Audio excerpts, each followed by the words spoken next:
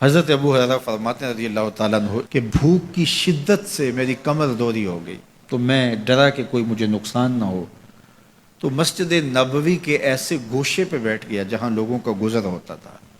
میرا خیال یہ تھا کہ کوئی شخص مجھے دیکھے گا اور دیکھ کر کے پہچان جائے گا کہ مسئلہ کیا ہے، لیکن جو بھی گزرتا سلام کر کے چلا جاتا، شاید اسے جلدی ہوتی، یا پھر ہستی پلکوں کے نیچے غم بھی پلتے ہیں، مگر کون دیکھتا ہے اتنی گہرائی میں۔ میں نے سوچا کہ ایک قدم اور آگے بڑھوں اور آنے والوں سے ہم کلام ہوں، جب میں ان سے بات کروں گا تو میرے لہجے سے وہ میری آواز کی شکستگی سے پہچان جائیں گے کہ میرا مسئلہ کیا ہے۔ تو کہتے ہیں حضرت عمر رضی اللہ تعالیٰ عنہ آئے، میں ان سے کوئی مسئلہ شرعیہ دریافت کیا، لیکن شاید انہیں بھی جلدی تھی، انہوں نے مسئلہ بتایا اور آگے بڑھ گئے۔ میں پریشان تھا کہ حضرت سیدنا صدیق اکبر رضی اللہ تعالیٰ عنہ آئے۔ میں نے ان سے بھی قرآنی آیت کے بارے میں سوال کیا، لیکن وہ بھی جلدی میں تھے اور انہوں نے بس آیت بتائی اور آگے گزر گئے۔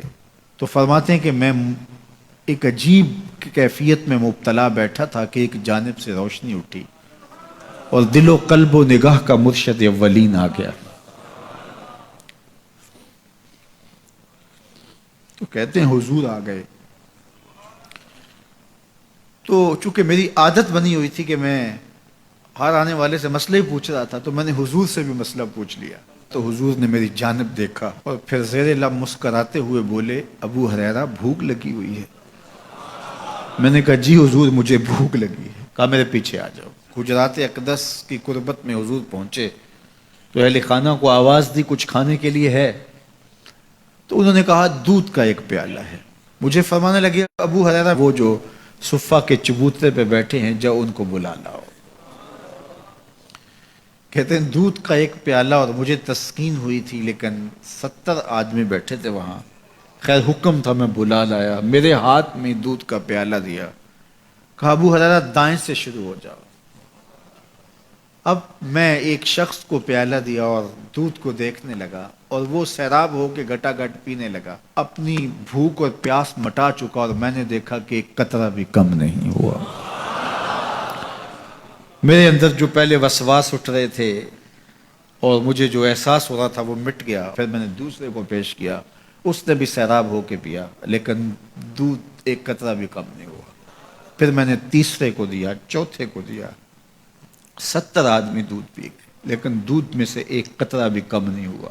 لگتا تھا رب نے اس دودھ کا تعلق حوض کوثر سے جوڑ دیا۔ تو حضور نے فرمایا ابو ہریرہ، میں نے کہا جی حضور۔ فرمایا کون باقی؟ میں نے کہا حضور ایک آپ باقی اور ایک میں باقی۔ تو فرمایا اب تم پیو۔ تو کہا کہ میں نے دودھ پیا اور خوب سیراب ہو کے پیا۔ حضور نے فرمایا اور پیو، میں نے اور پیا۔ پھر فرمایا اور پیو۔ میں نے کہا مجھے قسم ہے اس ذات کی جس نے آپ کو حق کے ساتھ مبعوث کیا ہے، میرے میں ایک قطرے کی گنجائش بھی نہیں ہے۔ حضور نے میرے ہاتھ سے دودھ لیا اور خود نوش جاں کرتے ہوئے فرمایا ساقی القوم آخرہم شربا، قوم کا جو ساقی ہوتا ہے وہ آخر میں پیتا ہے۔ تو دودھ کا ایک پیالہ 72 لوگوں کے لیے کافی ہو گیا۔ یہ صحیح حدیث کے اندر حضور کا معجزہ موجود ہے، آپ نے بارہا علماء سے سنا۔ لیکن اس تربیتی عمل سے بھی کبھی غافل نہ ہونا کہ 2 جہاں کا سردار ہے اور 71 آدمیوں کا جوٹا نوش جاں کر رہا ہے۔ آج جب دولت پھیل رہی ہے، لوگوں کے پاس وسائل زیادہ ہوتے چلے جا رہے ہیں، تو ان کو ایک دوسرے سے گھن آنا شروع ہوتی ہے، برتن الگ ہوتے چلے جاتے ہیں۔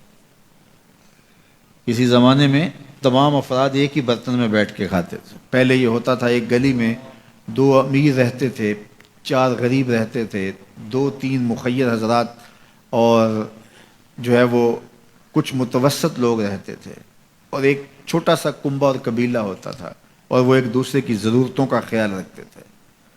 پیسے زیادہ آ گئے تو اب امیروں کو اس گلی سے گھن آنے لگی، تو وہ وہاں سے نقل مکانی کر گئے، انہیں وہاں رہنا اچھا نہیں لگتا۔